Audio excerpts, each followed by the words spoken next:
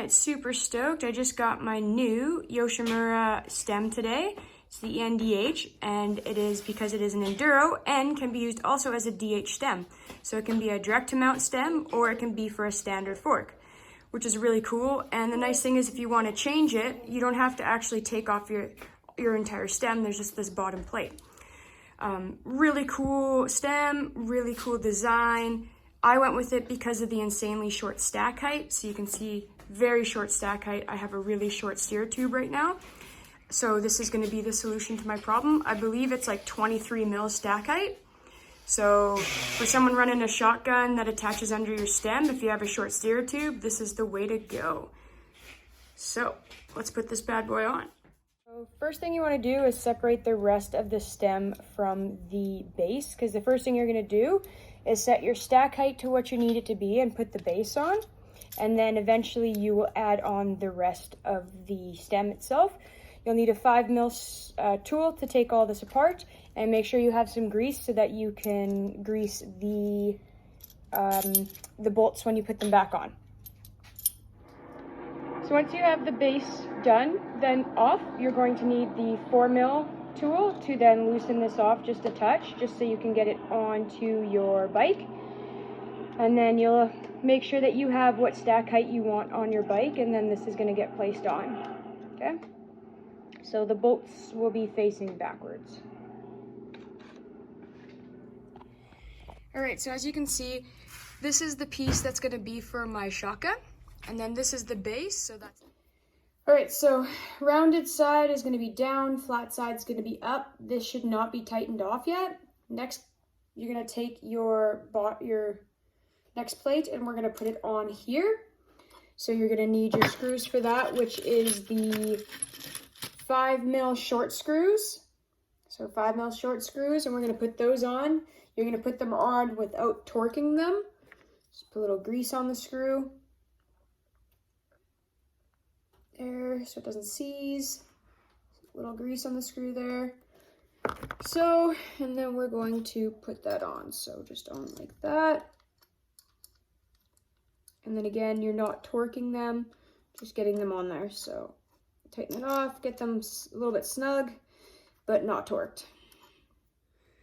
So the next ones we're going to put on are these ones. When they go on, they should have a curve, so they should be wider at the top and then bend in towards the bottom. So that's how you know you have them the right way. And again, those screws will be the longer ones in the 5 mil. So again, grease those up and then put them in, not torquing them, just putting them in. All right, so that would be what it would look like. So as you can see, it kind of is wider at the top and then bends in. Try and get the best angle of that, see? So it kind of has like a swooping, okay? And then these are not tightened off yet. So we're gonna next do the top two now next. So make sure you grease up your screws. You will have to have these not on to get them over the bars. They have to basically be off to get them over the bars. I just had them like that right now so I wouldn't lose the screws and the pieces. Note that you can't get these in any other holes. They're not going to fit. So you're not going to screw up which hole they need to be in, but they will have a specific angle that you need to have them on, like there is a left and a right. And again, we're not going to pinch these down to tighten them off. We're not going to torque them yet, just get them on. In terms of the swoop, basically your top is going to kind of come down and then bend in. So it'll come down and bend in. All right, so for these last top screw or bottom screws here, that's going to be your 4 mils that are going to go in.